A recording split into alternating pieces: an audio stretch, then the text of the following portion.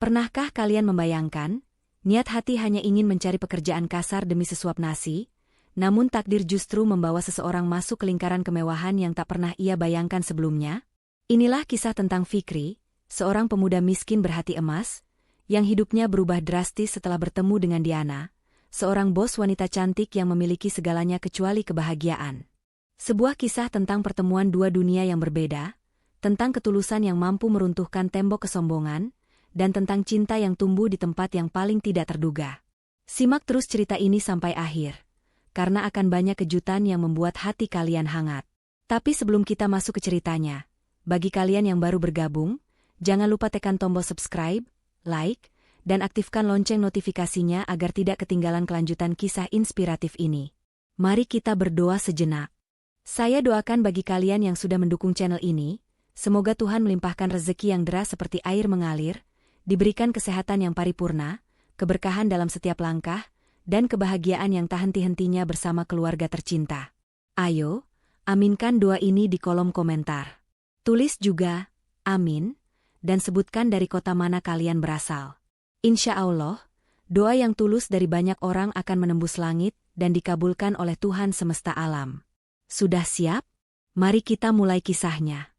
Matahari belum sepenuhnya menampakkan diri di ufuk timur Jakarta, namun kehidupan di sebuah gang sempit kawasan Tambora sudah berdenyut kencang. Suara riuh rendah tetangga yang berebut air, tangisan bayi, dan deru motor tua menjadi alarm alami bagi Fikri setiap paginya. Pemuda berusia 26 tahun itu terbangun di atas kasur tipis yang digelar di ruang tamu sempit. Ia mengusap wajahnya yang lelah, sisa-sisa perjuangan hari kemarin masih terasa di tulang-tulangnya. Fikri tidak punya waktu untuk bermalas-malasan. Ia segera bangkit, menyibak tirai jendela yang berdebu, dan melihat antrean di kamar mandi umum sudah mengular. Dengan sabar, ia ikut mengantre sambil membawa handuk lusuh yang warnanya sudah memudar. Di sela-sela menunggu giliran, mulutnya komat-kamit menghafalkan beberapa kosakata bahasa Inggris dari sobekan kertas koran bekas yang ia temukan. Fikri sadar, ia tidak punya ijazah sarjana, tapi ia tidak mau otaknya tumpul dimakan kemiskinan.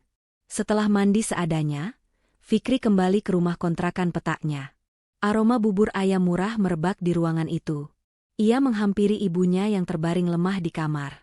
Dengan telaten, Fikri membantu ibunya duduk dan menyuapinya pelan-pelan. "Bu, obatnya habis ya? Nanti Fikri usahakan beli sepulang kerja serabutan." "Ya," ucap Fikri lembut sambil menyeka sudut bibir ibunya. Ibunya menatap Fikri dengan mata berkaca-kaca, tangannya yang keriput mengelus pipi anak semata wayangnya itu. "Maafkan ibu ya, nak, kamu jadi susah. Harusnya kamu mengejar mimpi kamu, bukan malah mengurus orang tua sakit-sakitan begini." Fikri tersenyum, senyuman yang begitu tulus hingga membuat suasana rumah yang suram terasa sedikit lebih cerah. "Ibu bicara apa?" Ibu itu ladang pahala buat Fikri. Doakan saja hari ini Fikri dapat rezeki lebih, siapa tahu ada orang baik yang butuh tenaga Fikri. Fikri kemudian mencium tangan ibunya, meminta restu langit sebelum melangkahkan kaki keluar dari gang sempit itu, siap bertarung dengan kerasnya ibu kota demi menyambung nyawa. Sementara itu, di belahan Jakarta yang lain, suasana pagi terasa begitu kontras. Di sebuah apartemen mewah kawasan pusat bisnis Sudirman, keheningan menyelimuti ruangan luas berlantai marmer dingin itu. Diana membuka matanya perlahan di atas ranjang berukuran besar yang empuk.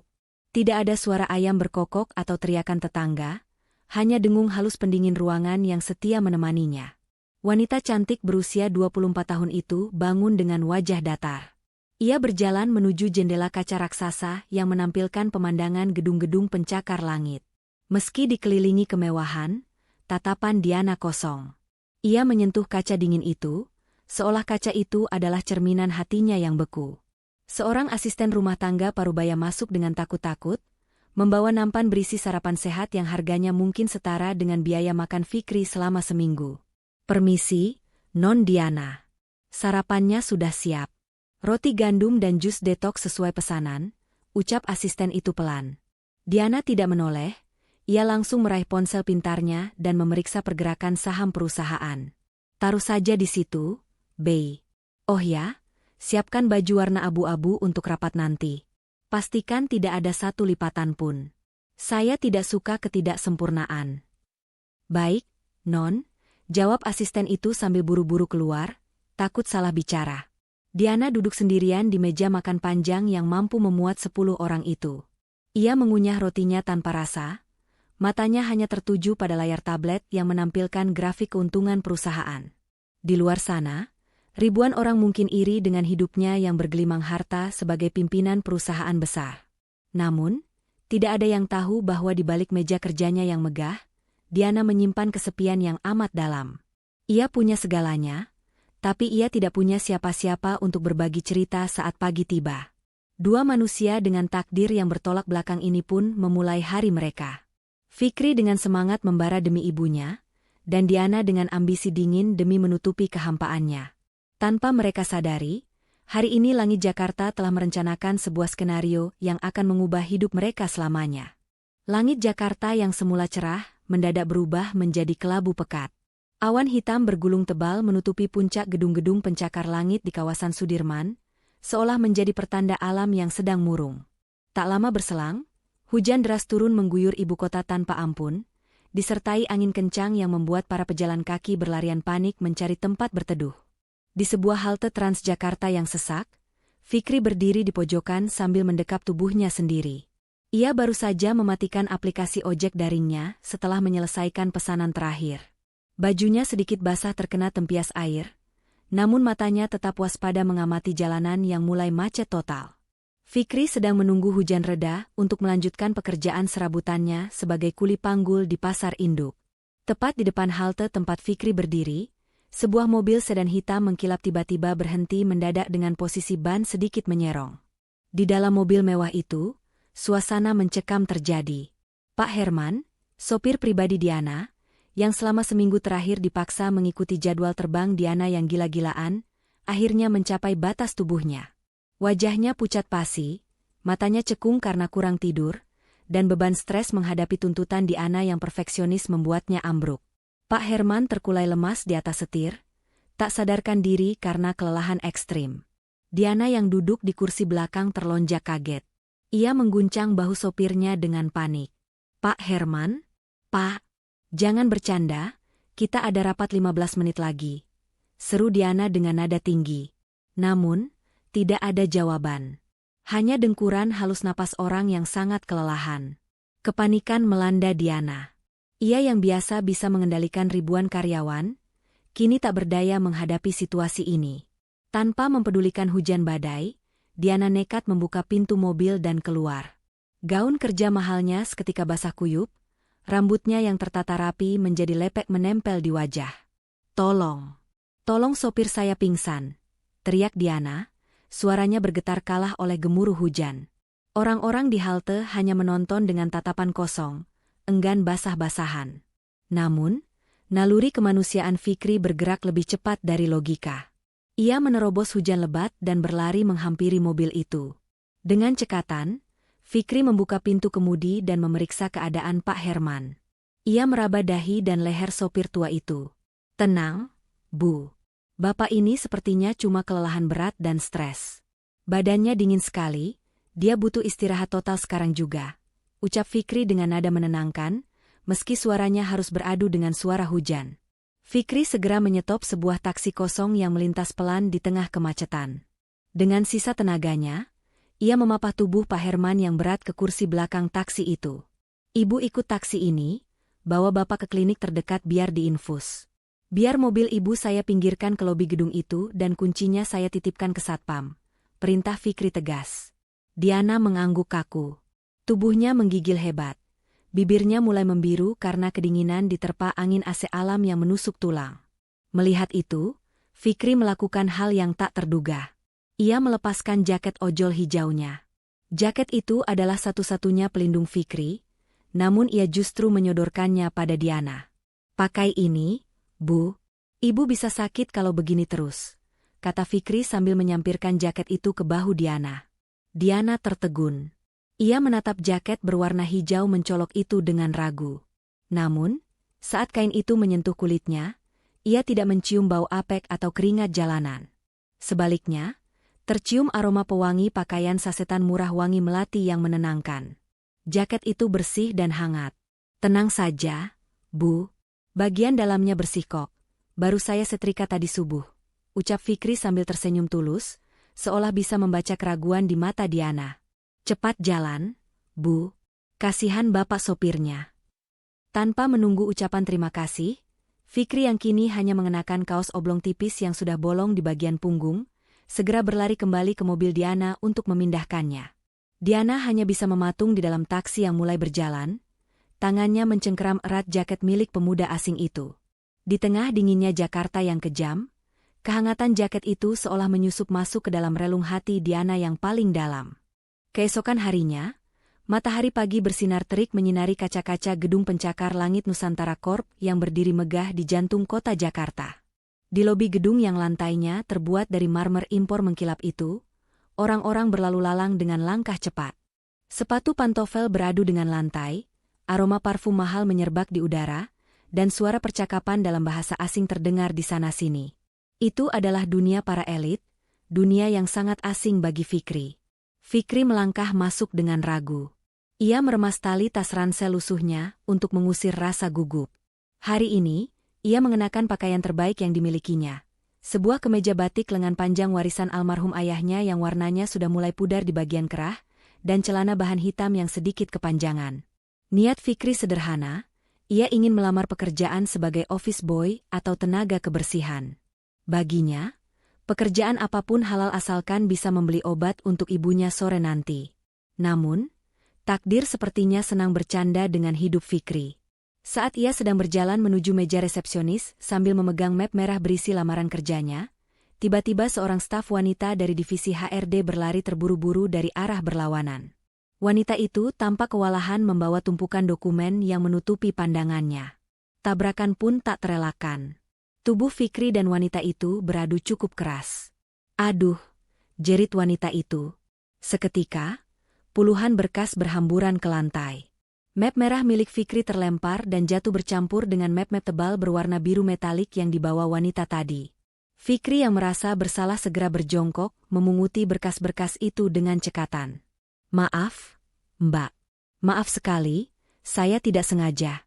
Sini biar saya bantu rapikan," ucap Fikri santun sambil mengumpulkan kertas-kertas yang berserakan.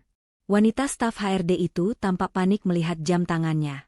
"Ya ampun, saya sudah telat 5 menit untuk seleksi asisten Ibu Diana. Bisa habis saya dimarahi kalau terlambat." Dengan gerakan cepat dan sembrono, wanita itu menyambar semua map yang sudah dikumpulkan Fikri. Tanpa memeriksa ulang, ia menyelipkan map merah milik Fikri ke tengah-tengah tumpukan map biru metalik yang berisi data para pelamar posisi asisten pribadi CEO. "Terima kasih sudah bantu, Mas. Mas pelamar juga kan?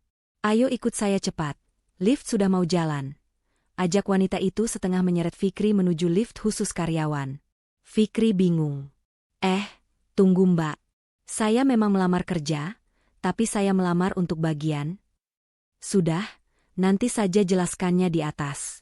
HRD sudah menunggu semua kandidat di lantai 30.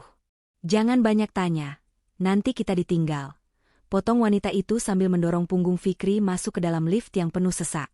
Pintu lift tertutup perlahan, membawa Fikri naik melesat ke atas, meninggalkan lantai dasar tempat seharusnya ia melamar sebagai petugas kebersihan. Fikri menelan ludah, melihat pantulan dirinya di cermin dinding lift. Di sekelilingnya berdiri para pria tegap dengan jas licin, jam tangan mewah, dan rambut klimis. Mereka memandang Fikri dengan tatapan aneh, seolah bertanya-tanya bagaimana bisa seorang pemuda dengan batik lusuh dan sepatu yang solnya sudah sedikit terbuka itu berada di lift eksekutif ini. Fikri hanya bisa menunduk. Jantungnya berdegup kencang. Ia tidak tahu bahwa lift ini bukan membawanya menuju ruang gudang alat kebersihan, melainkan membawanya langsung ke kandang macan, ke hadapan Diana, sang CEO yang terkenal dingin dan tak tersentuh. Kesalahan kecil satu map yang tertukar itu, kini menjadi awal dari perubahan besar dalam hidupnya. Suasana di dalam ruang rapat eksekutif itu terasa jauh lebih dingin daripada udara di luar. Bukan hanya karena pendingin ruangan yang diputar maksimal, tapi karena aura intimidasi yang memancar dari sosok Diana yang duduk di ujung meja panjang. Satu persatu kandidat pelamar keluar dari ruangan itu dengan wajah tertunduk lesu, beberapa bahkan terlihat menahan tangis setelah mentalnya dihancurkan oleh pertanyaan tajam sang CEO. Diana memijat pelipisnya yang berdenyut nyeri. Ia muak. Sudah 10 orang ia wawancarai, dan semuanya sama saja. Lulusan universitas ternama luar negeri, berpenampilan necis, tapi jawaban mereka terdengar seperti hafalan buku teks. Tidak ada ketulusan, yang ada hanya ambisi untuk mendompleng nama besar perusahaannya. Selanjutnya, seru Diana dengan nada datar, tanpa menoleh dari berkas di mejanya. Pintu terbuka perlahan. Fikri melangkah masuk dengan canggung. Bunyi sol sepatu murahnya yang beradu dengan lantai karpet tebal terdengar kontras di ruangan hening itu. Ia berdiri tegak, memeluk map merahnya erat-erat di depan dada, berusaha menutupi kemeja batiknya yang warnanya sudah tak lagi cerah. Diana menghela napas panjang, bersiap melontarkan kritik pedas. Namun, saat ia mengangkat wajahnya, kata-kata itu tercekat di tenggorokan. Matanya membulat sempurna. Ia mengenali wajah itu. Wajah pemuda yang rela hujan-hujanan demi menolong sopirnya, pemuda yang memberikan satu-satunya jaket hangat yang ia miliki demi orang asing. "Kamu?" gumam Diana, suaranya melunak karena kaget. Fikri menunduk hormat, sedikit gugup. "Maaf, Bu. Sepertinya ada kesalahan teknis. Saya tadi berniat melamar jadi office boy di lantai dasar, tapi berkas saya terbawa ke sini. Saya akan segera keluar. Maaf sudah mengganggu waktu Ibu." Fikri berbalik badan hendak pergi, merasa dirinya hanyalah noda kecil di ruangan megah itu. "Tunggu," perintah Diana tegas, membuat langkah Fikri terhenti seketika. "Duduk. Siapa bilang kamu boleh pergi?" Fikri menelan ludah, lalu duduk di kursi empuk yang terasa terlalu mewah untuknya. Diana menatapnya lekat-lekat, mencoba mencari celah kebohongan, namun yang ia temukan hanya kepolosan. "Dengar, saya butuh asisten pribadi, bukan robot korporat. Kandidat sebelum kamu punya ijazah S2, bisa 3 bahasa, dan pengalaman kerja di luar negeri. Sekarang katakan, apa yang bisa ditawarkan oleh seorang pelamar office boy sepertimu untuk posisi ini? Apa kelebihanmu dibanding mereka?" tanya Diana menantang, matanya menatap tajam ke manik mata Fikri. Fikri terdiam sejenak. Ia menarik napas dalam, membuang rasa mindernya. Ia teringat ibunya di rumah. Ia tidak punya gelar, tapi ia punya pengalaman hidup yang keras. Dengan suara tenang dan jujur, Fikri menjawab, "Saya tidak punya ijazah mentereng, Bu. Bahasa Inggris saya juga pas-pasan belajar dari koran bekas. Tapi, saya terbiasa mengurus kehidupan orang lain melebihi hidup saya sendiri. Selama 5 tahun ini, saya merawat ibu saya yang sakit keras. Saya pastikan obatnya tidak pernah telat 1 detik pun. Makanya selalu terjaga meski saya harus puasa, dan saya tahu kapan harus diam saat beliau marah karena sakitnya." Fikri menatap balik Diana dengan sorot mata teduh namun kokoh. "Kalau ibu mencari orang pintar untuk memanipulasi angka, saya bukan orangnya. Tapi kalau ibu mencari orang yang akan memastikan ibu tidak lupa makan di tengah rapat, memastikan jadwal ibu rapi, dan menjaga rahasia ibu aman karena saya tidak punya teman untuk bergosip, maka saya orang yang tepat." Hening. Ruangan itu sunyi senyap selama beberapa detik. Untuk pertama kalinya dalam waktu yang lama, sudut bibir Diana terangkat sedikit. Jawaban itu bukan jawaban cerdas ala buku bisnis. Itu adalah jawaban manusiawi. Jawaban tanpa topeng. Diana melihat sesuatu yang hilang dari hidupnya selama ini, ketulusan. "Baik," ucap Diana sambil menutup map biru di hadapannya. "Kamu diterima. Mulai besok, jangan pakai batik itu lagi. Kamu akan jadi bayangan saya." Fikri melongo, tak percaya dengan pendengarannya. Niat hati ingin jadi tukang bersih-bersih, kini ia justru menjadi orang kepercayaan sang ratu bisnis. Takdir benar-benar sedang menulis plot yang gila untuknya. Hari pertama bekerja sebagai asisten pribadi CEO bukan dimulai di ruang kantor yang penuh tumpukan kertas, melainkan di sebuah pusat perbelanjaan paling elit di Jakarta Pusat, Grand Indonesia. Fikri berjalan mengekor di belakang Diana dengan perasaan campur aduk. Ia merasa seperti alien yang tersesat di planet lain. AC mal yang terlalu dingin, lantai yang terlalu berkilau, dan deretan toko dengan nama-nama yang sulit dieja membuat Fikri berkali-kali menundukkan kepala. Setiap kali mereka melangkah, bunyi klek-klek pelan terdengar dari sepatu pantofel tua Fikri. Sol sepatu sebelah kanannya sudah sedikit terbuka, menyerupai mulut buaya yang sedang lapar. Suara itu mungkin tidak terdengar di pasar yang bising, tapi di mal yang hening dan mewah ini, Suara itu terdengar sangat memalukan. Diana tiba-tiba berhenti mendadak, membuat Fikri hampir menabrak punggungnya. Wanita itu berbalik, matanya tertuju lurus ke kaki Fikri. "Sepatumu itu," ucap Diana datar, menunjuk dengan dagunya. "Sedang tertawa atau minta makan?" Fikri tersipu malu, wajahnya memerah hingga ke telinga. Ia mencoba menyembunyikan kaki kanannya di belakang kaki kiri. "Maaf, Bu. Lemnya lepas tadi pagi saat lari mengejar busway. Nanti pulang kerja saya lem pakai lem besi." "Tidak perlu," potong Diana cepat. "Ikut saya."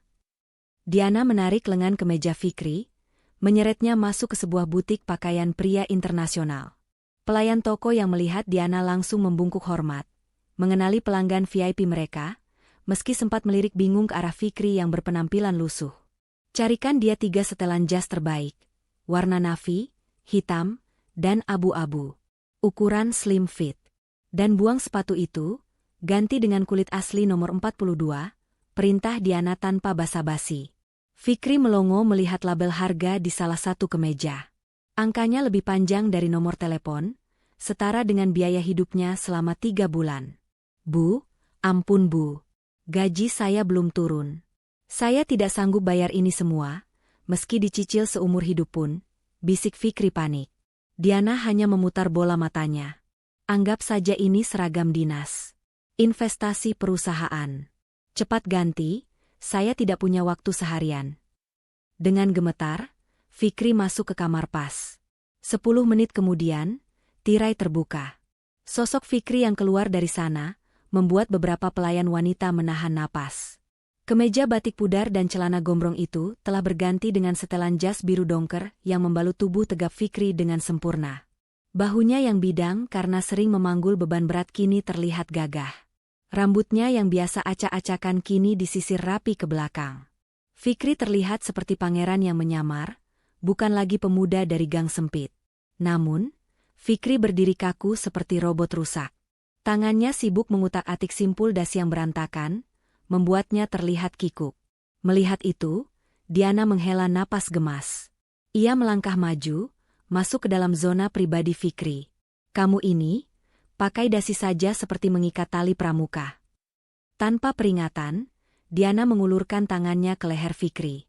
Jarak mereka kini hanya tinggal sejengkal. Aroma parfum mahal Diana yang bercampur wangi vanila menyeruak masuk ke indera penciuman Fikri, memabukkan. Fikri menahan napas, tubuhnya membeku. Ia bisa melihat bulu mata lentik Diana dari jarak sedekat ini, bahkan ia bisa merasakan hembusan napas hangat bosnya di dagunya. Jantung Fikri berdegup kencang, takut suaranya terdengar keluar. Diana dengan telaten merapikan simpul dasi itu, lalu menepuk pelan dada bidang Fikri untuk merapikan kerah jasnya. Ia mendongak, tatapan mereka bertemu.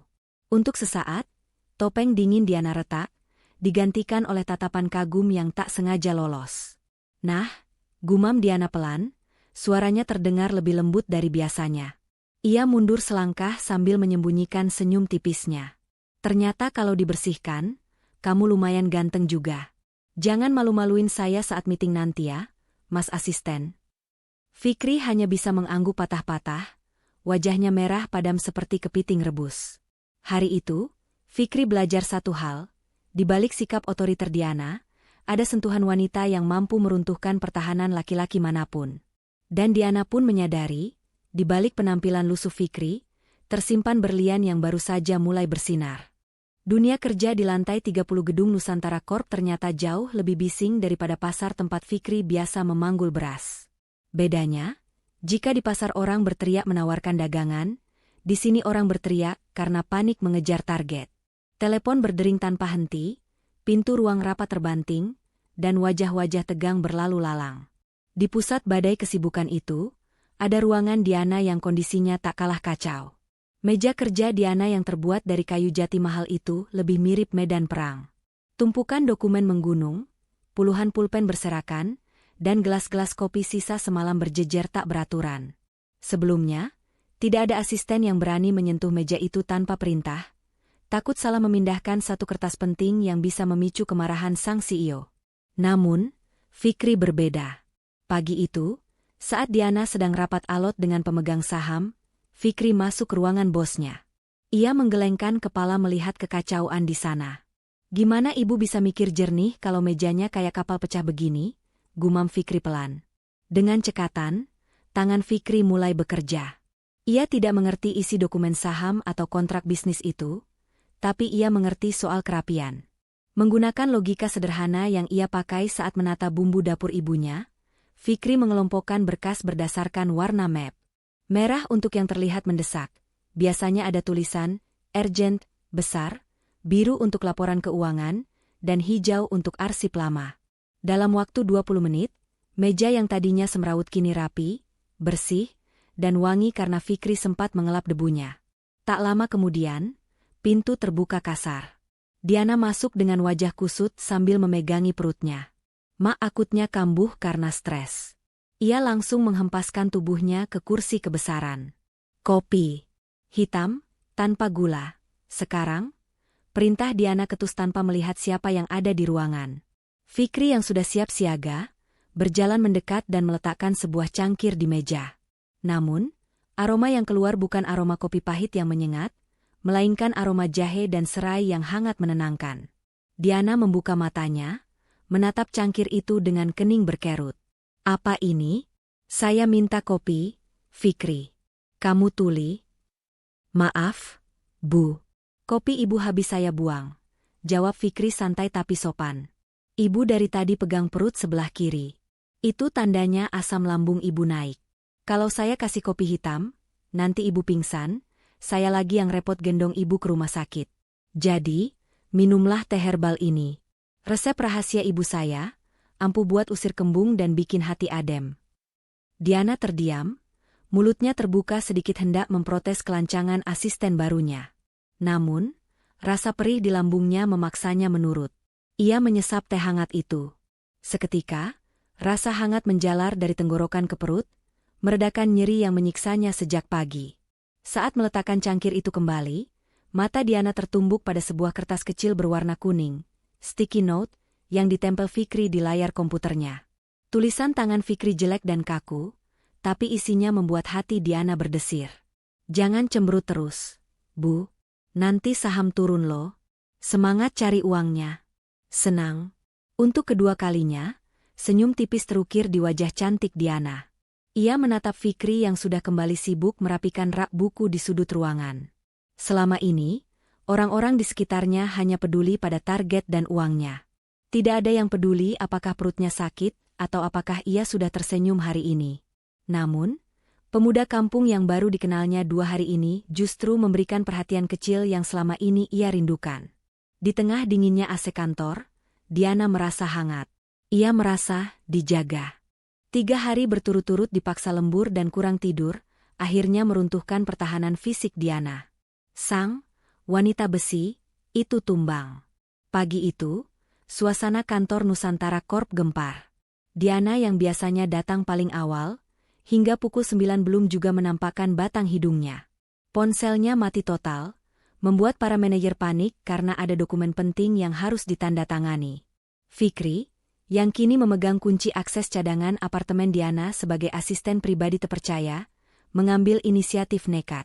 Ia menyambar tas ranselnya yang berisi bahan makanan segar, yang tadinya ia beli untuk ibunya, dan memacu motor bututnya membelah kemacetan menuju kawasan SCBD. Sesampainya di penthouse mewah Diana, Fikri disambut oleh hawa dingin yang menusuk tulang. Pendingin ruangan menyala di suhu terendah, sementara tirai jendela tertutup rapat membuat ruangan itu gelap gulita seperti gua. Fikri melangkah pelan menuju kamar utama.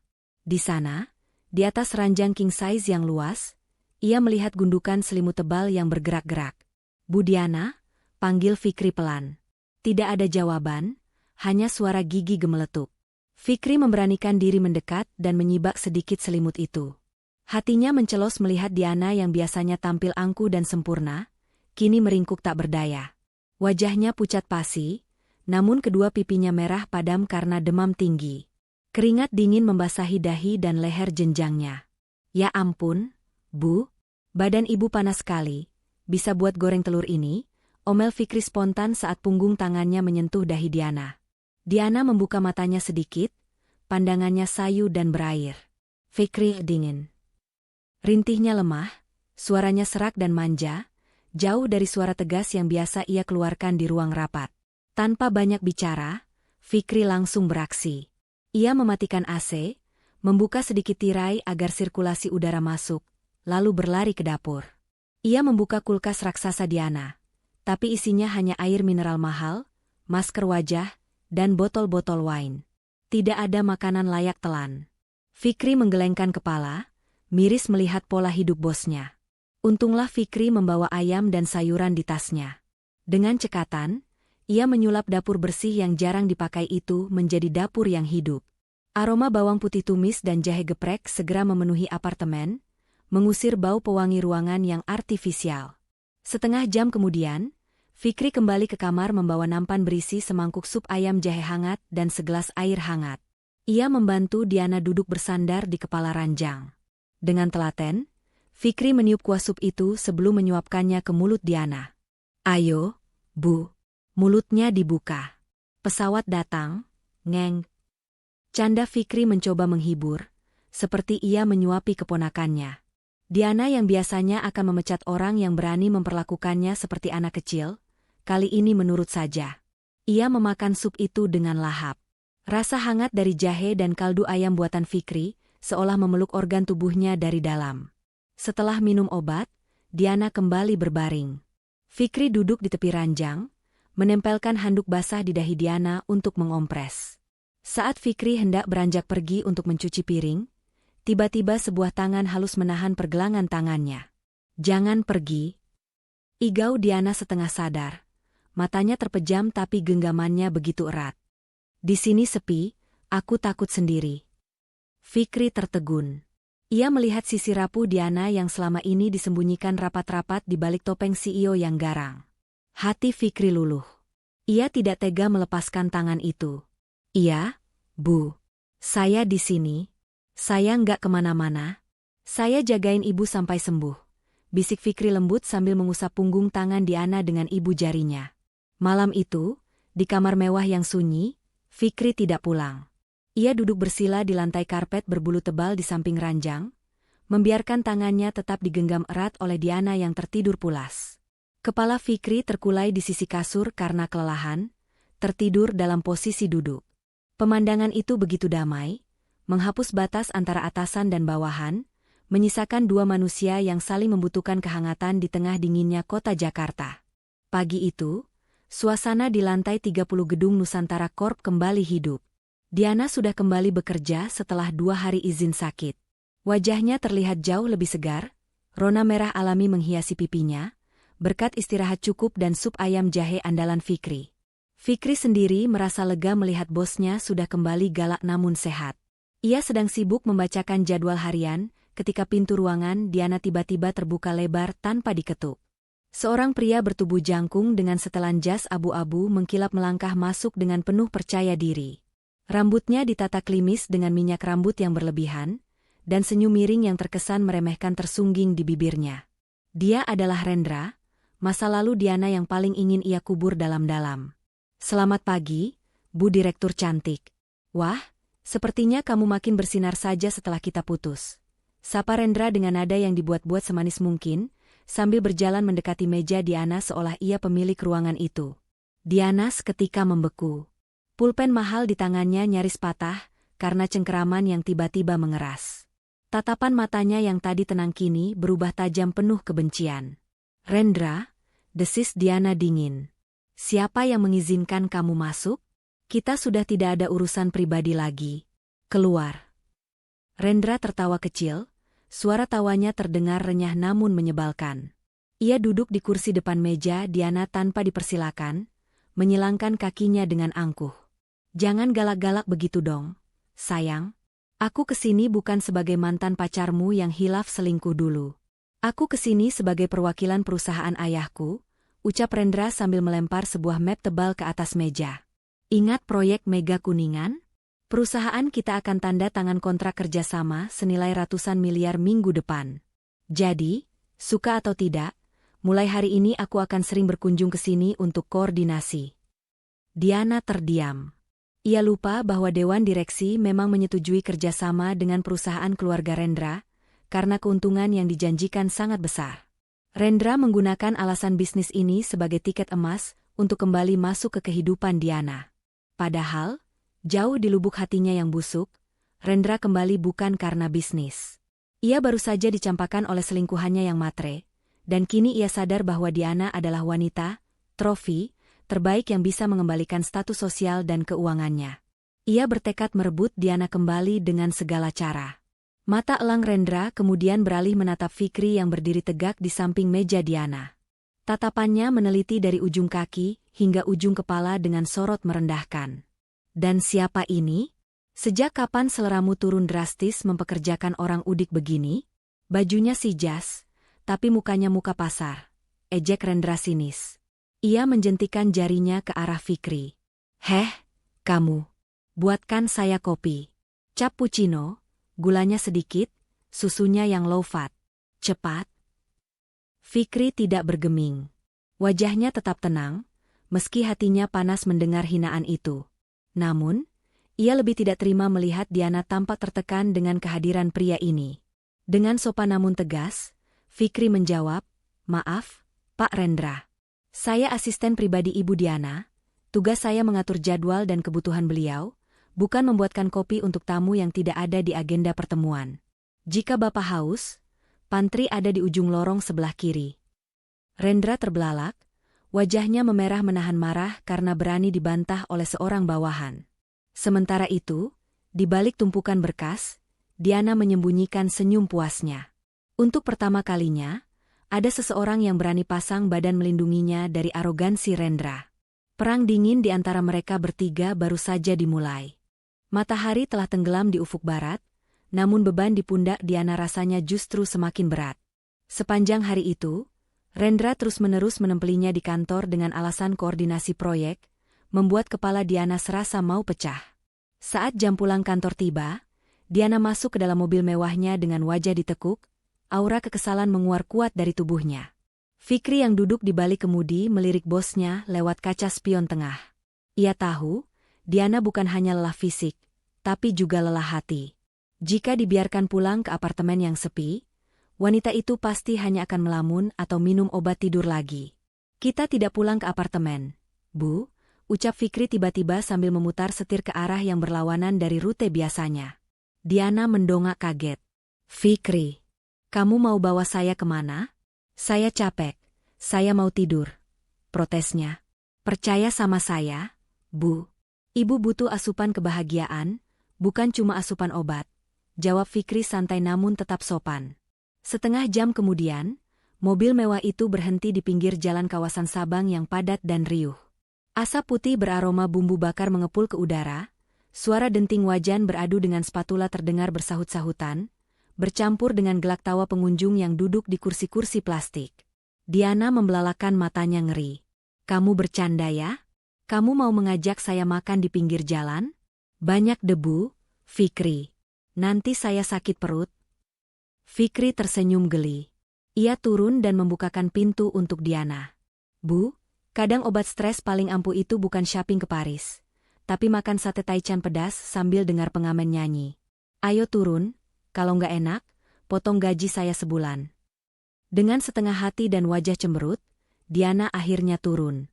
Ia berjalan jinjit, takut sepatu mahalnya kotor. Fikri membawanya duduk di sebuah tenda sederhana. Ia memesankan sate taichan dan lontong, makanan yang belum pernah menyentuh lidah Diana seumur hidupnya. Saat piring berisi sate dengan sambal merah menyala itu tersaji, Diana menatapnya curiga.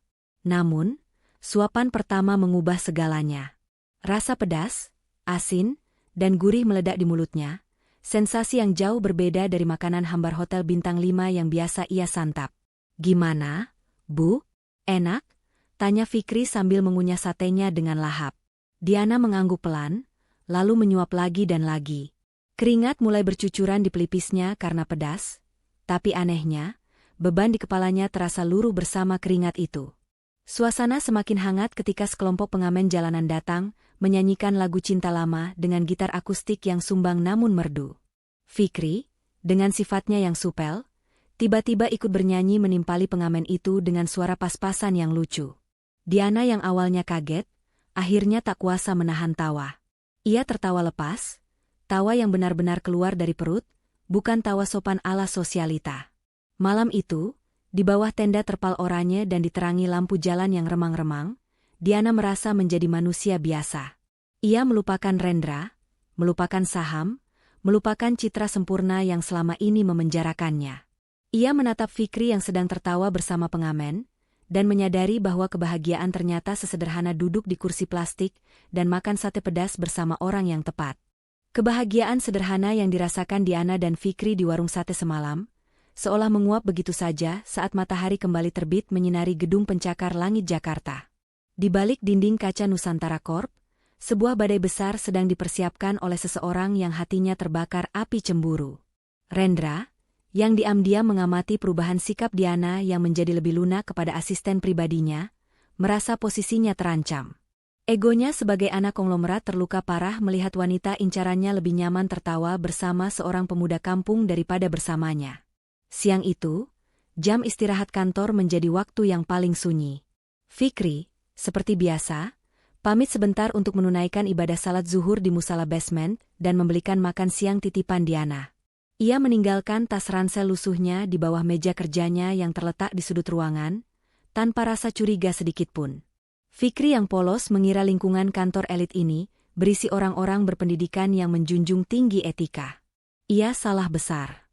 Melihat Fikri keluar ruangan, Rendra yang sedari tadi mengintai seperti ular berbisa, langsung melancarkan aksinya. Ia memastikan lorong sepi dan CCTV utama sedang berputar ke arah lain. Dengan langkah cepat namun senyap, Rendra menyelinap masuk ke area kerja Fikri. Di tangannya, ia menggenggam sebuah map tebal berwarna merah menyala. Itu bukan map sembarangan. Itu adalah dokumen rahasia berisi rincian harga penawaran tender proyek yang sedang dikerjakan bersama. Jika dokumen ini bocor ke pesaing, perusahaan Diana akan hancur dan kehilangan miliaran rupiah. Rendra berjongkok di samping meja Fikri. Dengan senyum licik yang mengerikan, ia membuka resleting tas ransel Fikri yang sudah agak macet. Ia menyelipkan dokumen rahasia itu ke bagian paling dalam, di antara baju ganti dan bekal rantang Fikri, lalu menutupnya kembali dengan rapi. "Tamat riwayatmu, tikus kecil," bisik Rendra pelan, matanya berkilat penuh kemenangan. "Sebentar lagi kau akan ditendang keluar dari sini dengan label pengkhianat." Rendra kembali ke ruangannya dengan wajah tanpa dosa, menunggu waktu yang tepat untuk meledakkan bom waktu yang baru saja ia pasang. 1 jam kemudian, suasana kantor mendadak tegang. Rendra berteriak marah di ruang rapat, memanggil semua staf inti termasuk Diana dan Fikri. Ia menggebrak meja dengan akting yang sangat meyakinkan, wajahnya merah padam seolah-olah sedang panik luar biasa. "Dokumen tender harga asli hilang dari meja saya," seru Rendra lantang, membuat seisi ruangan menahan napas. "Saya baru saja meninggalkannya sebentar untuk ke toilet, dan sekarang sudah raib. Kalau dokumen itu sampai ke tangan kompetitor sore ini, kerja sama kita batal. Kita semua akan rugi besar." Diana tampak pucat. Ia tahu betul fatalnya masalah ini. "Rendra, coba cari lagi. Mungkin terselip di tasmu," ucap Diana berusaha tenang, meski tangannya gemetar.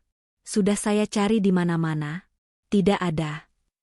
Rendra menatap tajam ke sekeliling ruangan, lalu tatapannya berhenti tepat di wajah Fikri yang berdiri bingung di belakang kursi Diana.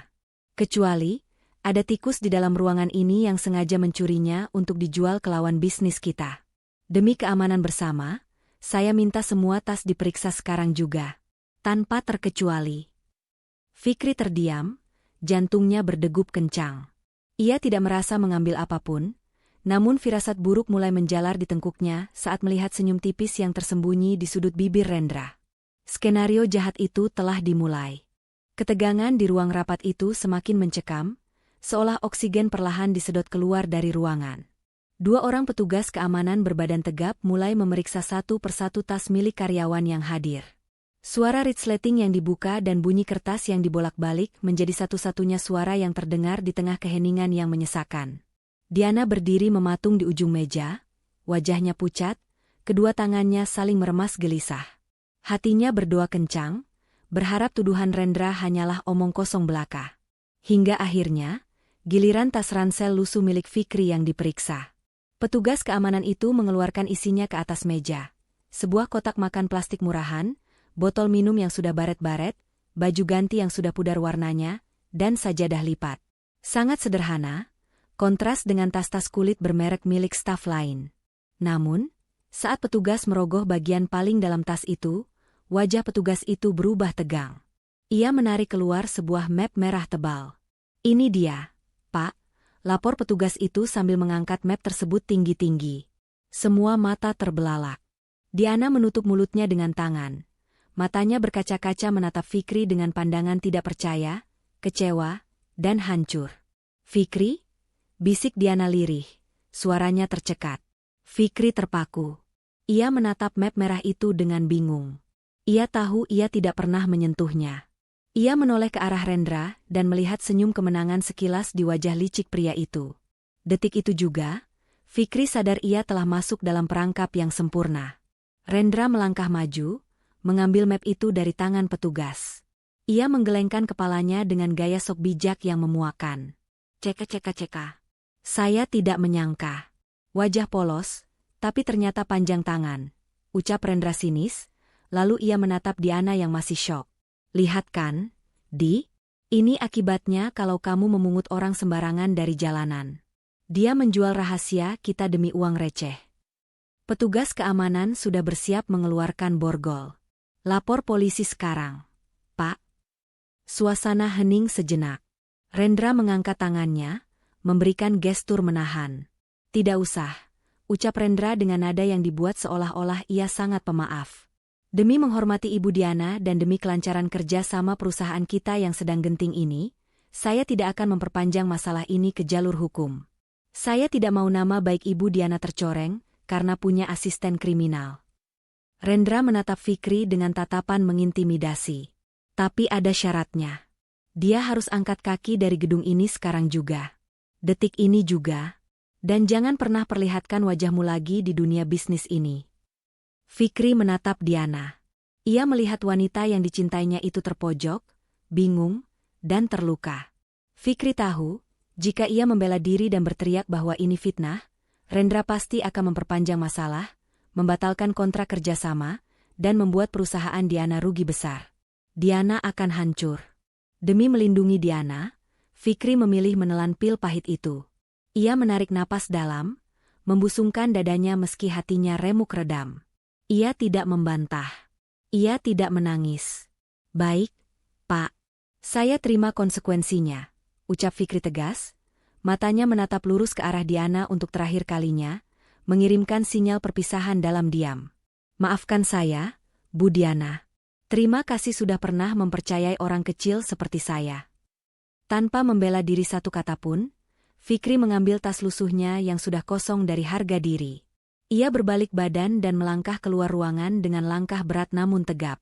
Punggungnya menjauh, meninggalkan Diana yang terpaku dalam diam, membiarkan satu-satunya orang yang tulus padanya pergi membawa fitnah yang tidak pernah ia lakukan. 1 minggu telah berlalu sejak punggung tegap Fikri menghilang di balik pintu itu. Bagi orang lain, 7 hari hanyalah putaran waktu yang wajar. Namun bagi Diana, 1 minggu ini terasa seperti 1 abad yang menyiksa. Gedung Nusantara Corp masih berdiri gagah, karyawan masih sibuk berlalu lalang mengejar target, namun ada 1 nyawa yang hilang dari lantai 30. Tanpa Fikri, hidup Diana kembali ke setelan pabrik, kacau dan dingin. Meja kerjanya yang sempat rapi kini kembali seperti kapal pecah. Tumpukan dokumen menggunung tak beraturan, membuatnya pusing setiap kali masuk ruangan. Kopi buatan office boy pengganti rasanya terlalu pahit di lidah, atau kadang terlalu manis, tidak pernah pas seperti racikan tangan Fikri. Tidak ada lagi teh herbal hangat yang tiba-tiba tersedia saat perutnya perih, tidak ada lagi lelucon garing yang membuatnya tersenyum di tengah stres, dan yang paling menyakitkan, tidak ada lagi tatapan tulus yang membuatnya merasa aman. Rendra, tentu saja, memanfaatkan momen kekosongan ini dengan agresif. Pria itu seolah tak kenal lelah mengirimkan bunga mawar impor setiap pagi, mengajak makan siang di restoran mewah, dan terus membisikkan kata-kata manis tentang masa depan perusahaan mereka. Namun, semakin Rendra berusaha mendekat, semakin Diana merasa muak. Ia bisa melihat kepalsuan di balik senyum Rendra, sesuatu yang sangat kontras dengan kejujuran Fikri yang apa adanya. Suatu sore, Saat senja mulai memulas langit Jakarta dengan warna jingga kemerahan, Diana duduk termenung di ruangannya yang sunyi. Ia merasa lelah luar biasa. Tangannya secara tidak sadar membuka laci meja kerja yang dulu digunakan Fikri. Laci itu kosong, bersih dari barang-barang pribadi. Fikri benar-benar pergi tanpa sisa. Namun, mata Diana menangkap sesuatu yang terselip di sudut paling dalam laci. Sebuah buku catatan kecil bersampul batik murah yang ujung-ujungnya sudah terkelupas. Dengan tangan gemetar, Diana mengambil buku itu dan membukanya. Halaman demi halaman yang ia baca membuat napasnya tercekat. Buku itu bukan berisi catatan pekerjaan, bukan jadwal rapat, dan bukan rahasia perusahaan.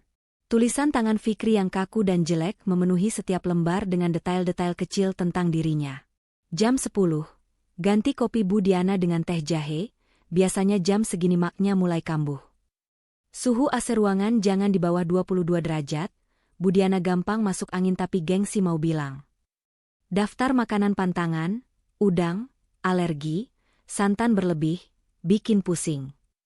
Catatan penting, kalau Bu Diana marah-marah tanpa sebab, jangan diambil hati. Cukup diam dan kasih coklat, nanti juga baik sendiri. Air mata Diana menetes jatuh membasahi kertas lusuh itu. Pertahanannya runtuh seketika. Di buku kecil yang harganya tak seberapa ini, tertulis bukti cinta yang begitu mahal. Fikri tidak pernah melihatnya sebagai bos yang harus dilayani demi gaji, melainkan sebagai manusia yang harus dijaga dengan hati. Bodoh, kamu bodoh.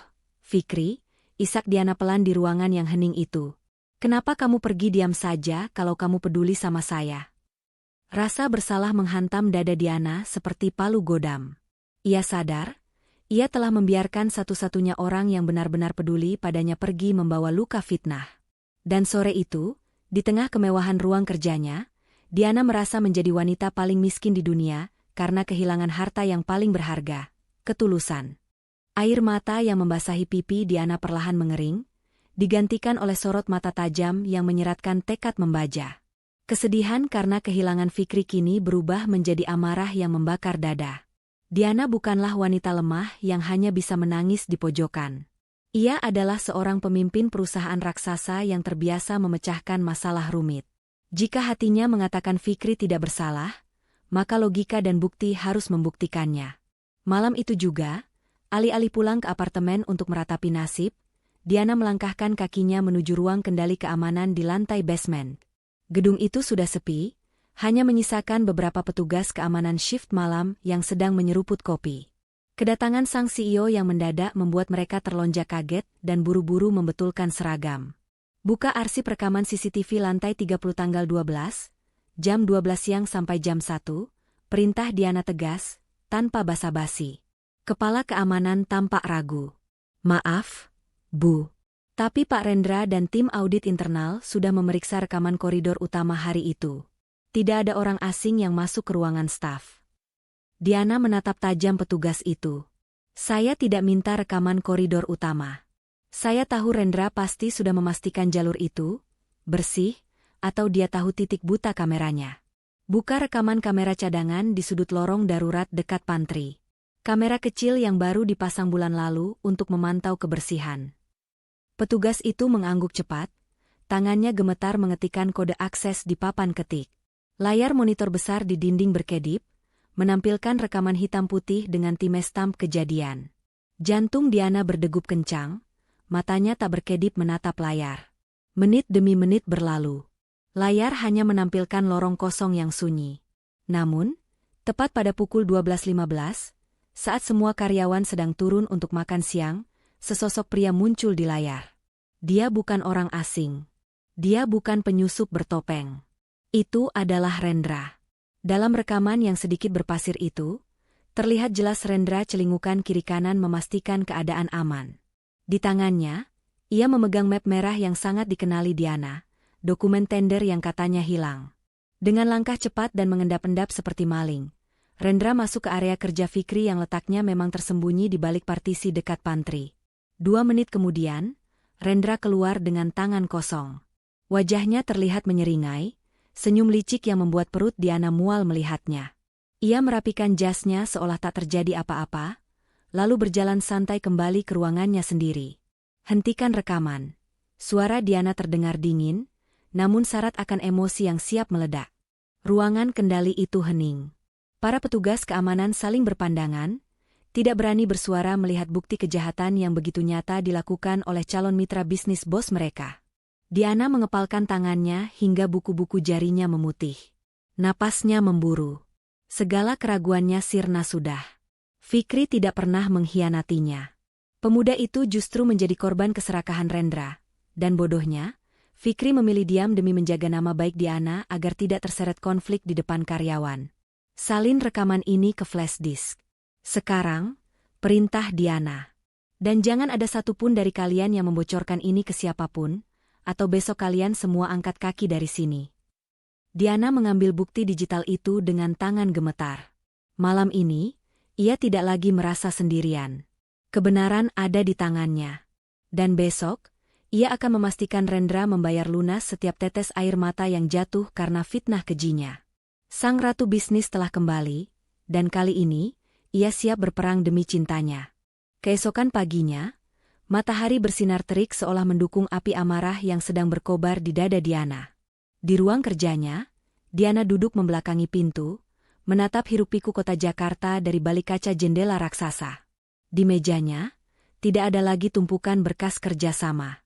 Yang ada hanya sebuah laptop yang menyala, dan secarik surat pemutusan kontrak yang sudah ia tanda tangani dengan tinta hitam tebal. Pintu ruangan terbuka tanpa diketuk. Rendra melangkah masuk dengan senyum lebar yang memuakan, di tangannya tergenggam sebuket bunga mawar merah impor yang mahal. Ia merasa di atas angin, yakin bahwa hari ini adalah hari penandatanganan proyek besar yang akan mengikat perusahaan mereka, dan mengikat Diana, kepadanya. Selamat pagi, calon istri masa depan. Lihat, mawar ini merah merekah. Secantik kamu hari ini. Sudah siap tanda tangan kontrak mega proyek kita. Sapa Rendra dengan nada merayu yang dibuat-buat, sambil meletakkan bunga itu di meja Diana. Diana memutar kursi kerjanya perlahan. Wajahnya dingin, datar, dan tak tersentuh. Ia tidak melirik sedikit pun ke arah bunga itu. Tanpa mengucapkan sepatah kata, Diana menekan tombol play pada laptop yang layarnya ia hadapkan ke arah Rendra. Senyum di wajah Rendra seketika luntur. Matanya membelalak ngeri melihat rekaman video yang berputar di layar itu. Video hitam putih yang menampilkan dirinya sendiri sedang mengendap-endap seperti pencuri, memasukkan dokumen merah ke dalam tas ransel lusuh milik Fikri. Wajah liciknya di video itu terlihat sangat jelas. Tidak bisa disangkal lagi. Ini rekayasa. Kamu dapat dari mana? Ini pasti editan orang yang mau mengadu domba kita. Elak Rendra gagap. Keringat dingin mulai membasahi pelipisnya. Diana berdiri, menatap Rendra dengan tatapan jijik. Cukup, Rendra. Berhenti bersandiwara. Aktingmu buruk sekali. Aku melihatnya sendiri dari kamera cadangan yang kamu lupakan. Dengan gerakan cepat, Diana mengambil buket mawar itu dan melemparkannya ke tempat sampah di sudut ruangan. Mulai detik ini, kontrak kerjasama antara Nusantara Corp dan perusahaan ayahmu, aku batalkan sepihak. Aku tidak sudi berbisnis dengan penipu yang menjebak orang kecil demi ego pribadinya.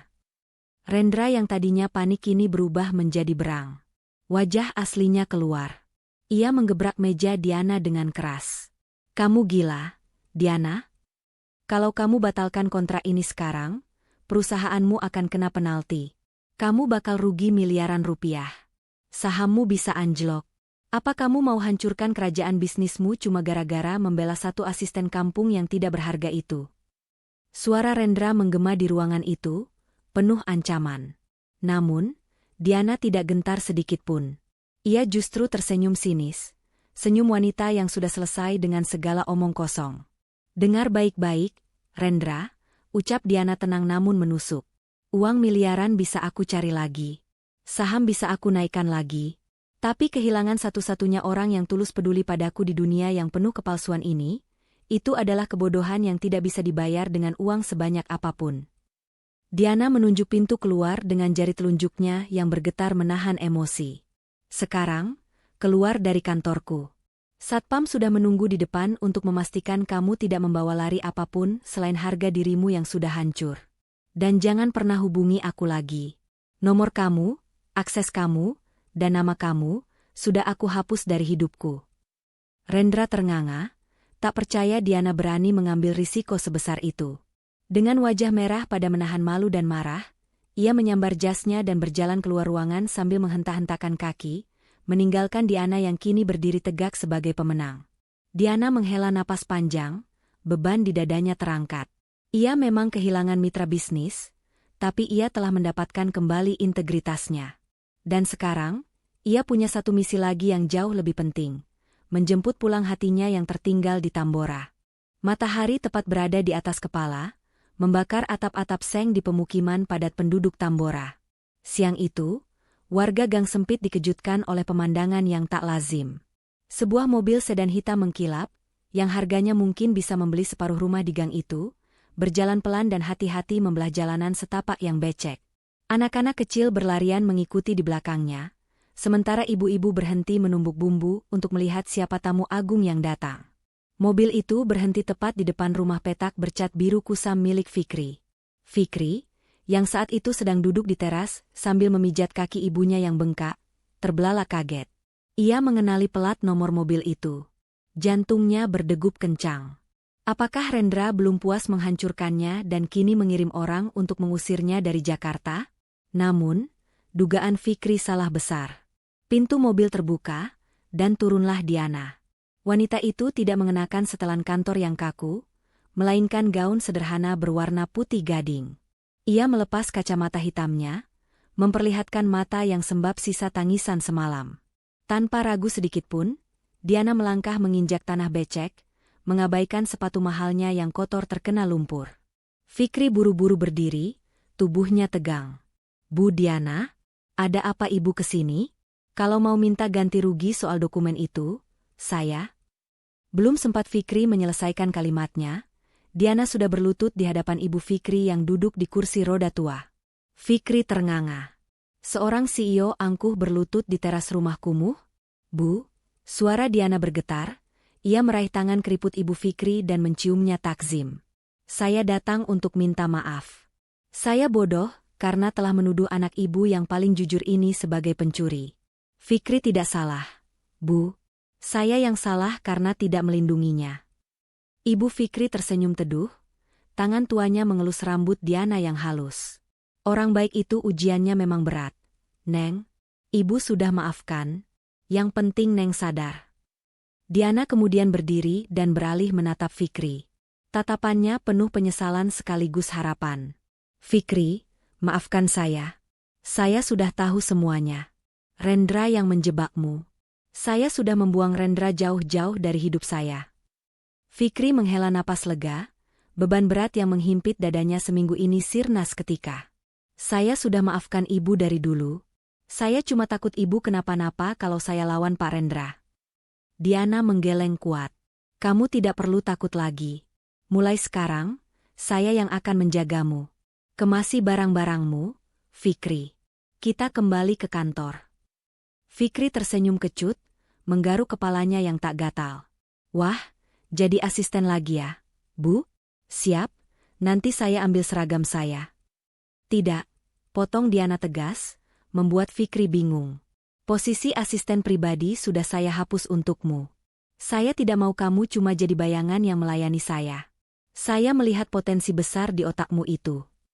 Diana mengeluarkan sebuah amplop tebal dari tasnya dan menyerahkannya pada Fikri.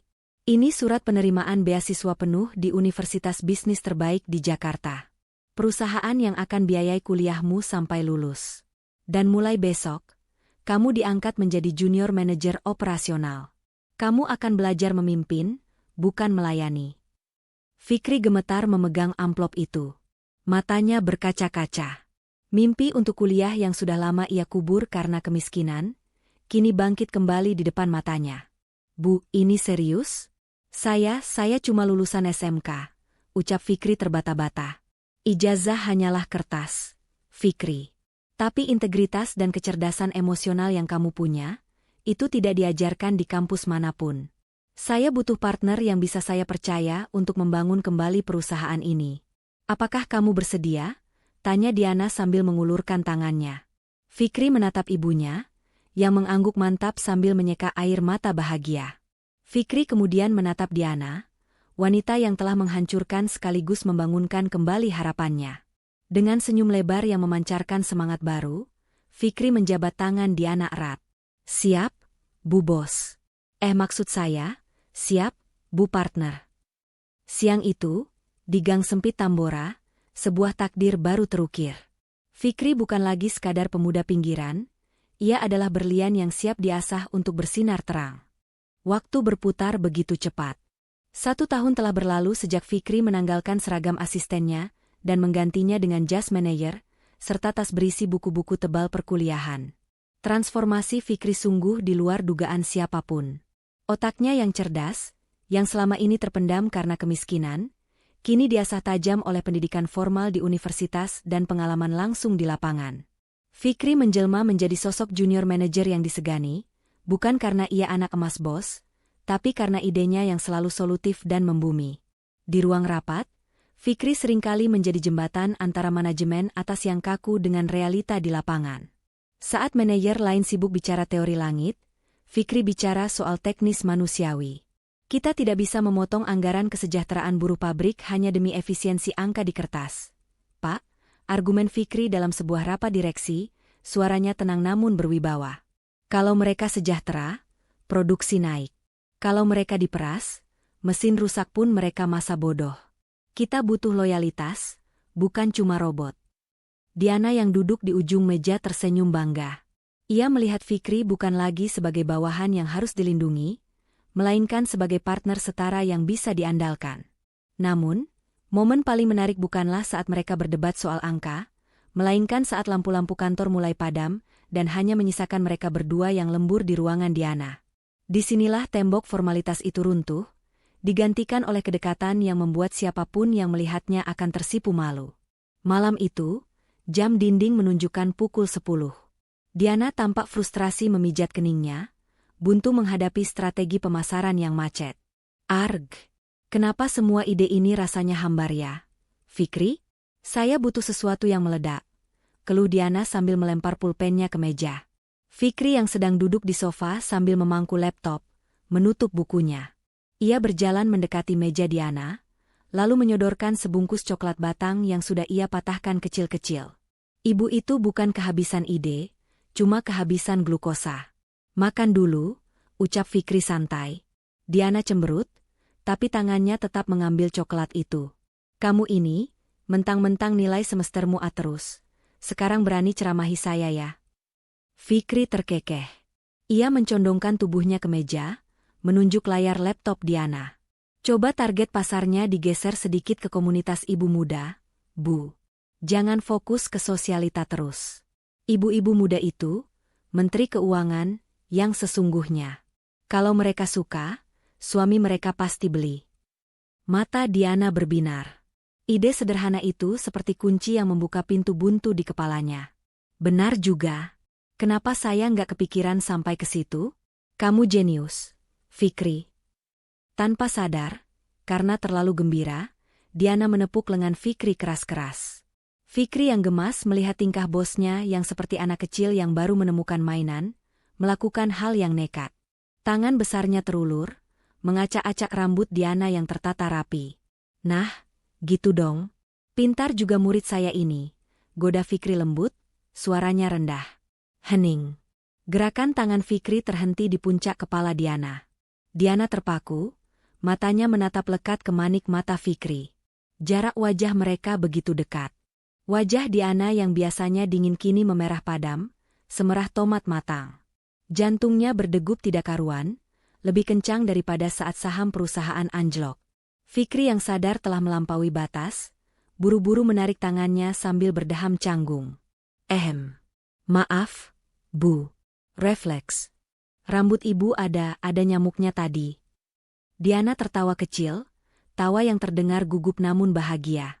"Alasanmu jelek sekali, Pak Manajer." Di luar ruangan kaca itu, beberapa staf yang kebetulan lewat hanya bisa senyum-senyum sendiri.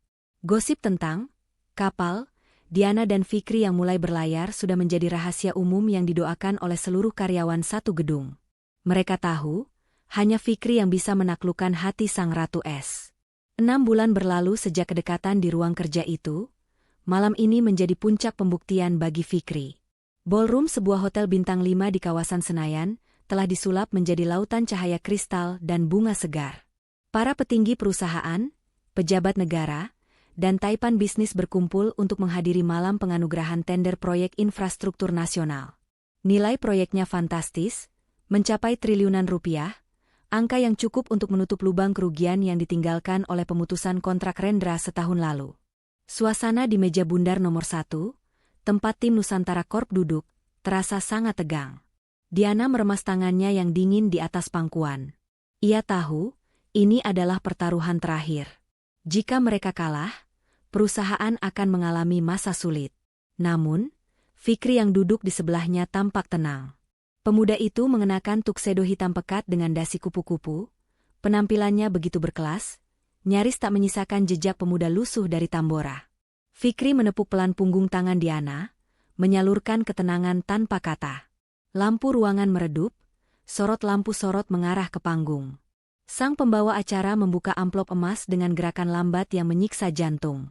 Dan pemenang tender mega proyek Jembatan Nusantara, dengan konsep inovatif, membangun tanpa menggusur, jatuh kepada Nusantara Corp. Suara tepuk tangan membahana, menggema memenuhi ruangan bak guruh di musim hujan. Diana terlonjak kaget, ia menutup mulutnya tak percaya.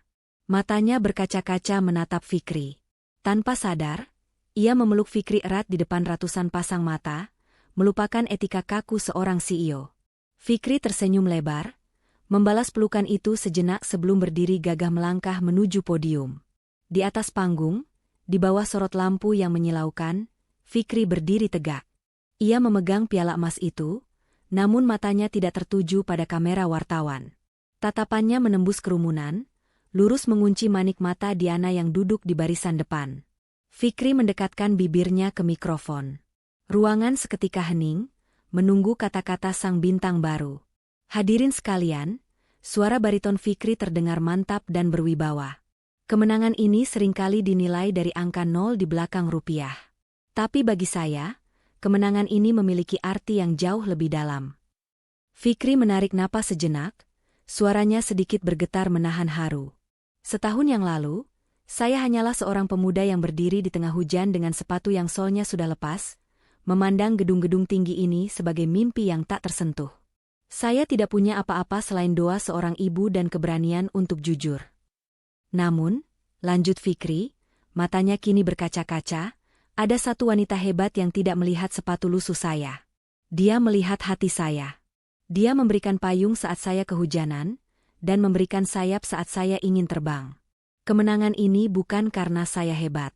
Kemenangan ini saya persembahkan untuk dia, Ibu Diana, kompas hidup saya yang mengajarkan bahwa berlian tetaplah berlian meski terbenam di dalam lumpur. Fikri mengangkat pialanya tinggi-tinggi ke arah Diana. Terima kasih, Bu. Ini untuk Anda. Seluruh ruangan berdiri, memberikan standing ovation. Tepuk tangan riuh kembali meledak.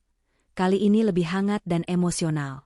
Di kursinya, pertahanan Diana runtuh total.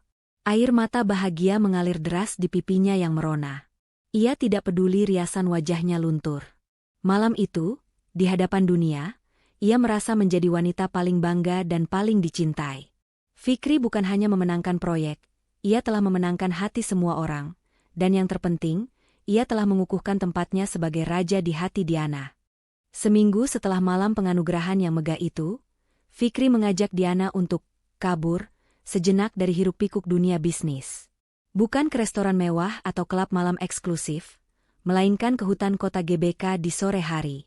Langit Jakarta sedang berbaik hati, melukis semburat jingga keunguan yang mempesona di ufuk barat, menciptakan latar belakang romantis yang alami. Mereka berjalan santai menyusuri jalan setapak, menikmati angin sore yang menerpa wajah. Diana telah menanggalkan high heels menyiksanya dan menggantinya dengan sepatu kets putih yang serasi dengan milik Fikri. Keduanya terlihat seperti pasangan muda biasa yang sedang dimabuk asmara, bukan dua eksekutif papan atas. Kamu tahu, ucap Fikri memecah keheningan, matanya menatap gedung-gedung pencakar langit yang menjulang di kejauhan. Dulu, setiap kali lewat sini naik motor butut, aku cuma berani melihat pucuk gedung itu sambil mimpi. Rasanya jauh sekali, seperti langit dan bumi. Tapi sekarang, aku berdiri di sini, menggenggam tangan wanita yang punya gedung itu. Diana tertawa renyah, mengeratkan genggaman tangannya di jari-jari Fikri. Dan wanita itu sangat beruntung punya kamu, Fikri. Oh ya, bagaimana kabar ibu? Kemarin aku kirim buah, tapi belum sempat mampir. Wajah Fikri seketika berbinar cerah saat ibunya disebut. Alhamdulillah, Di. Itu juga berkat kamu. Sejak gaji saya cukup untuk bawa ibu terapi rutin dan beli obat paten, ibu sudah sembuh total. Kursi rodanya sudah kami lipat dan simpan di gudang. Sekarang ibu malah hobi senam pagi sama ibu-ibu PKK. Katanya, dia harus sehat biar kuat gendong cucu nanti. Mendengar kata cucu, pipi Diana bersemu merah. Ia memalingkan wajah, pura-pura melihat bunga, mencoba menyembunyikan senyum malunya. Fikri tiba-tiba menghentikan langkahnya tepat di bawah pohon rindang yang menghadap ke danau buatan. Ia memutar tubuhnya menghadap Diana, wajahnya berubah serius namun teduh. Ia merogoh saku celananya, mengeluarkan sebuah kotak bludru kecil berwarna biru tua. Jantung Diana seakan berhenti berdetak. Fikri, kamu. Fikri tidak berlutut seperti di film-film yang dramatis. Ia hanya berdiri tegak, menatap mata Diana dalam-dalam, menyetarakan posisi mereka sebagai partner hidup. Ia membuka kotak itu. Isinya bukan berlian sebesar biji jagung yang menyilaukan mata, melainkan sebuah cincin emas putih dengan desain sederhana, dua alur yang berbeda namun menyatu di tengah, mengapit sebuah permata kecil yang anggun. Diana, suara Fikri terdengar lembut, bercampur dengan getaran gugup yang jujur. Cincin ini tidak semahal koleksi perhiasanmu di brankas. Tapi cincin ini dibeli dari tabungan pertamaku sebagai manajer, murni hasil keringatku sendiri, tanpa sepeser pun uang perusahaan. Fikri mengambil napas dalam, lalu melanjutkan, aku tidak bisa menjanjikan hidup tanpa masalah, karena itu mustahil. Tapi aku berjanji, mulai dari bangun tidur sampai tidur lagi, aku akan selalu ada untuk membuatkan teh jahe saat perutmu sakit, menjadi pendengar saat duniamu berisik, dan menjadi rumah tempatmu pulang. Diana, maukah kamu menikah denganku? Bukan sebagai bos dan asisten, tapi sebagai teman hidup selamanya. Air mata Diana tumpah, namun kali ini bukan air mata kesedihan. Itu adalah air mata bahagia yang membuncah. Ia tidak butuh waktu untuk berpikir. Segala keraguan di masa lalunya telah dihapus oleh ketulusan pria di hadapannya. Ya, Fikri. Ya, jawab Diana dengan suara serak. Aku mau jadi rumahmu juga. Fikri tersenyum lega, tangannya sedikit gemetar saat menyematkan cincin itu di jari manis Diana. Pas sekali. Detik berikutnya, Diana menghambur ke pelukan Fikri, membenamkan wajahnya di dada bidang yang selama ini menjadi sandarannya. Di bawah langit senja Jakarta yang menjadi saksi, dua hati yang berasal dari dunia berbeda itu, akhirnya resmi terikat dalam satu janji suci. Hari yang dinanti-nanti akhirnya tiba. Berbeda dengan ekspektasi banyak orang yang mengira Diana akan menggelar pesta pernikahan mewah di Grand Ballroom Hotel berbintang dengan ribuan tamu VIP, Diana dan Fikri justru memilih konsep yang jauh lebih hangat dan intim. Sebuah pesta kebun outdoor di sebuah villa asri di kawasan Puncak, jauh dari hiruk-pikuk Jakarta, menjadi saksi penyatuan cinta mereka. Dekorasi tempat itu tampak seperti potongan negeri dongeng yang nyata. Lampu-lampu gantung fairy lights berwarna kuning hangat terbentang di antara pepohonan pinus, memayungi deretan meja kayu panjang yang dihiasi bunga-bunga lili putih dan dedaunan segar. Tidak ada kursi pelaminan yang tinggi menjulang seperti singgasana raja. Yang ada hanyalah pelaminan rendah yang sejajar dengan tamu undangan, menyimbolkan prinsip hidup Fikri dan Diana, duduk sama rendah, berdiri sama tinggi. Fikri berdiri di ujung altar buatan yang berlatarkan pemandangan pegunungan biru. Ia tampak gagah luar biasa dalam balutan beskap modern berwarna putih gading. Jantungnya berdegup kencang, tangannya sedikit berkeringat dingin, namun senyum tak pernah lepas dari bibirnya. Ia melihat ke arah barisan tamu.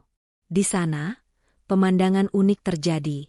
Rekan-rekan bisnis Diana yang berjas mahal tampak asyik mengobrol dan tertawa bersama tetangga-tetangga Fikri dari Gang Tambora yang berpakaian batik sederhana. Dua dunia yang dulu terpisah jurang status sosial, kini melebur menjadi satu dalam tawa bahagia. Alunan musik orkestra akustik mulai terdengar lembut, menandakan kedatangan sang mempelai wanita. Semua mata tertuju ke arah pintu masuk taman. Diana melangkah masuk didampingi ayahnya. Detik itu, napas Fikri seolah berhenti. Diana terlihat begitu memukau, bukan dengan riasan tebal yang mengubah wajah, melainkan riasan natural yang memancarkan kecantikan alaminya. Ia mengenakan kebaya modern berwarna putih senada dengan Fikri, dengan ekor panjang yang menyapu rumput hijau.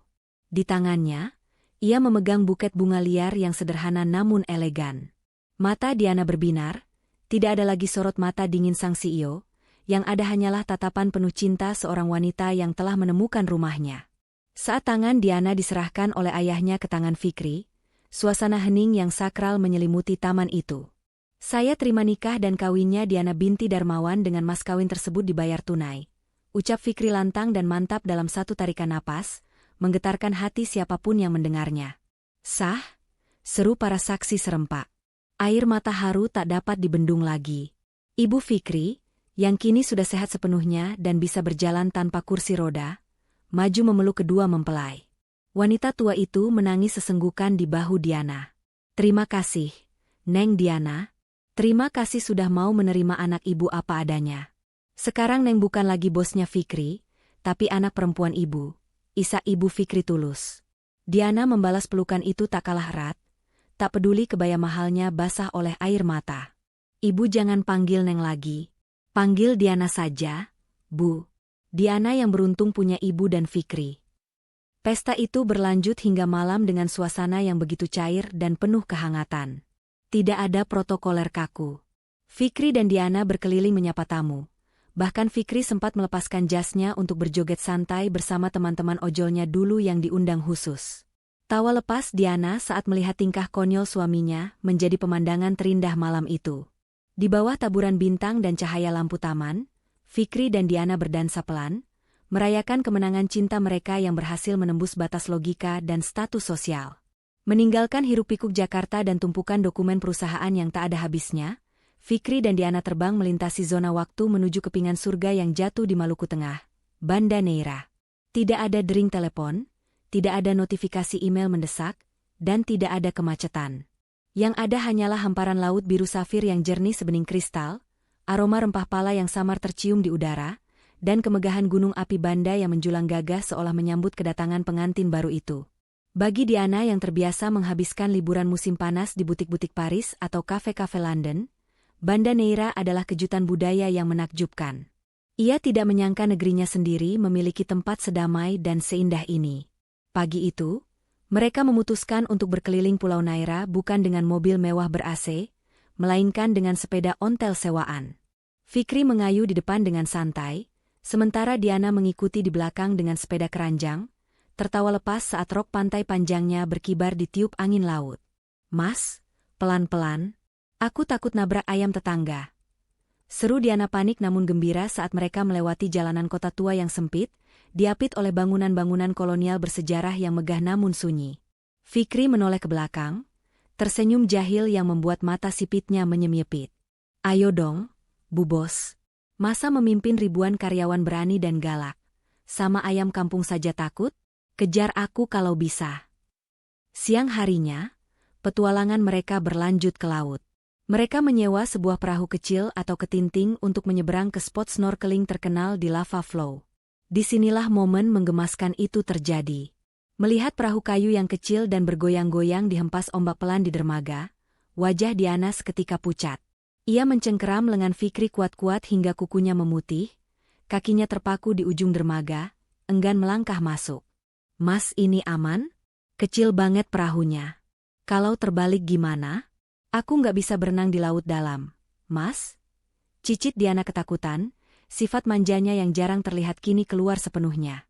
Fikri dengan sigap melompat lebih dulu ke atas perahu, menyeimbangkannya, lalu mengulurkan tangannya yang kokoh ke arah Diana. Ia menatap mata istrinya dengan sorot menenangkan yang selalu berhasil meluluhkan hati Diana sejak dulu. Percaya sama aku, sayang. Dulu aku kan rajanya jalanan aspal Jakarta, sekarang aku sudah upgrade skill jadi penguasa lautan.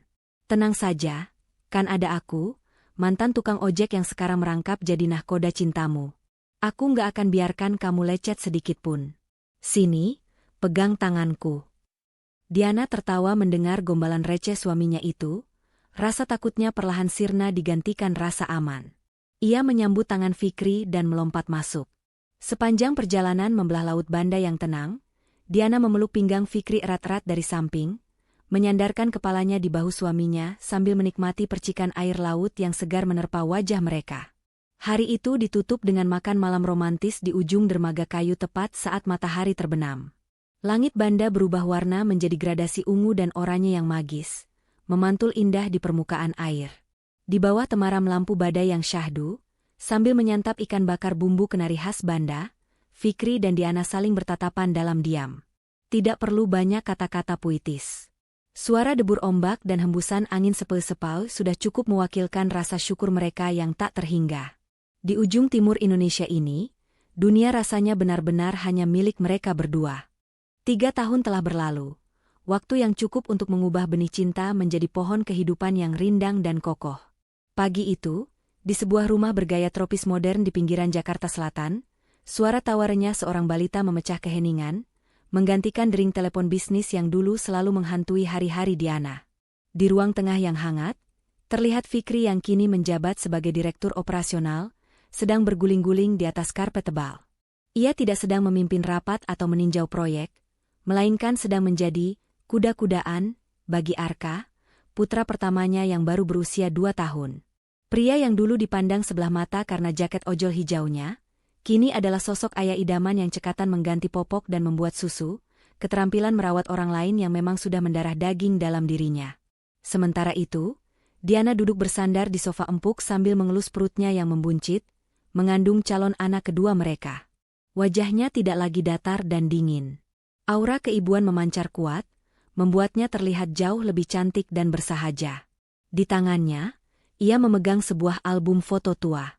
Ia tersenyum geli melihat lembaran foto di halaman pertama, foto candid Fikri yang tertidur di lantai kamar rumah sakit saat menjaga Diana dulu, dengan mulut sedikit terbuka. "Mas, lihat deh," panggil Diana lembut. Siapa sangka ya, asisten yang dulu berani membuang kopi hitam mahalku dan menggantinya dengan teh jahe kampung, sekarang malah jadi ayah dari anak-anakku. Fikri berhenti bermain, lalu mendudukkan Arka di pangkuannya. Ia menatap istrinya dengan tatapan memuja yang tak pernah pudar. Dan siapa sangka, bos galak yang dulu kalau marah bisa bikin satu gedung gemetar, sekarang jadi istri paling manja yang kalau tidur harus dipeluk terus. Mereka tertawa bersama. Tawa yang terdengar begitu lepas dan bebas. Tidak ada lagi sekat status sosial, tidak ada lagi ketakutan akan masa depan. Fikri kemudian beranjak duduk di samping Diana, merangkul bahu istrinya dengan satu tangan, sementara tangan lainnya menggendong Arka. Mereka menatap dinding ruang tamu yang dihiasi foto pernikahan mereka di taman dan foto bulan madu di Banda Neira. Di sana, di rumah yang penuh cinta itu, Fikri dan Diana telah membuktikan satu hal kepada dunia, bahwa cinta sejati tidak memandang dari mana kita berasal, atau seberapa tebal dompet kita. Cinta sejati adalah tentang keberanian untuk menerima kekurangan, ketulusan untuk saling melengkapi, dan tekad untuk tumbuh bersama melewati badai. "Terima kasih sudah menjadi takdirku, Mas," bisik Diana sambil menyandarkan kepalanya di bahu kokoh Fikri. "Terima kasih sudah memberikan rumah untuk hatiku, sayang," balas Fikri sambil mengecup kening Diana. Dan begitulah kisah perjalanan cinta mereka berakhir bahagia. Namun kehidupan mereka yang penuh warna baru saja dimulai.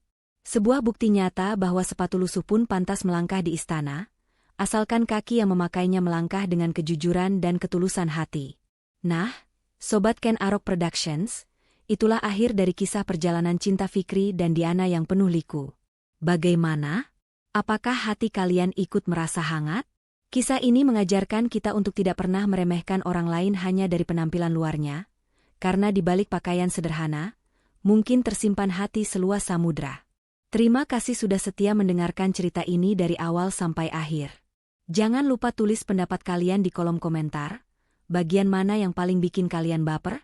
Dan seperti biasa, jangan lupa subscribe, like, dan share video ini agar kami semakin semangat menyajikan kisah-kisah inspiratif lainnya. Sampai jumpa di cerita selanjutnya. Salam hangat dan sukses selalu untuk kalian semua.